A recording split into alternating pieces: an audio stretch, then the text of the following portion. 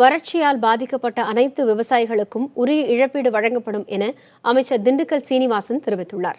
வறட்சி குறித்த ஆய்வின் போது அவர் நமது செய்தியாளர் பாலாஜியிடம் பகிர்ந்து கொண்ட தகவல்களை இப்போது பார்க்கலாம்.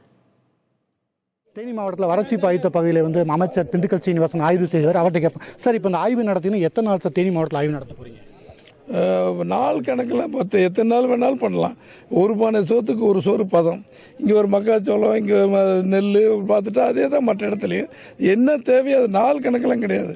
குறிப்பிட்ட நாள் எவ்வளோ நாள் வேணாலும் பார்த்து அசஸ்மெண்ட் அவர் வருவாய்த்துறை அதிகாரிகள் இருக்கிற அத்தனை அதிகாரிகள் சேர்ந்து அவங்க கொடுக்குற கணக்கு வச்சு உண்மையிலே கிரவுண்ட் ரியாலிட்டி என்னன்னு பார்க்க வந்திருக்கிறோம். அதுக்கு நாள் இல்லை, எத்தனை நாள் வேணாலும் பண்ணலாம். சார் இப்போ தேனி மாவட்டத்தில் எத்தனை குழுக்கள் சார் ஆய்வு நடத்திருக்காங்க? அதுக்கான அறிக்கை உங்களுக்கு தாக்கல் பண்ணியிருக்காங்க? இப்போதாங்க வந்திருக்கிறோம். அறிக்கைகள் இனிமேல் தான் வரும். அதுக்கு கம்ப்ளீட்டாக மாவட்ட ஆட்சித்தலைவர் தலைமையில் அவர் கீழே இருக்கிற அத்தனை இலாக்காக்களும் குழுக்களாக போட்டு இந்த வேலைகள் நடந்துகிட்டு இருக்கு. இந்த அறிவிப்பு வரும்போது உங்களுக்கு இந்த மாநில முதலமைச்சர் அவர்கள் அதிர்ஷ்டவசமாக நம்முடைய மாவட்டத்தில் தேனி மாவட்டத்தில் இருந்து முதலமைச்சராக இருக்கிற காரணத்தினால் மற்ற இடங்களை விட நல்ல சலுகைகள் நிறைய கிடைக்கும்.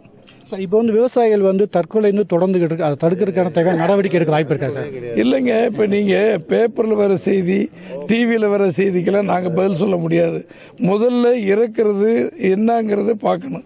அந்தந்த இப்போ இந்த ஊரில் எதனா பிரச்சனைனா இப்போ இங்கே தான் தெரியும்.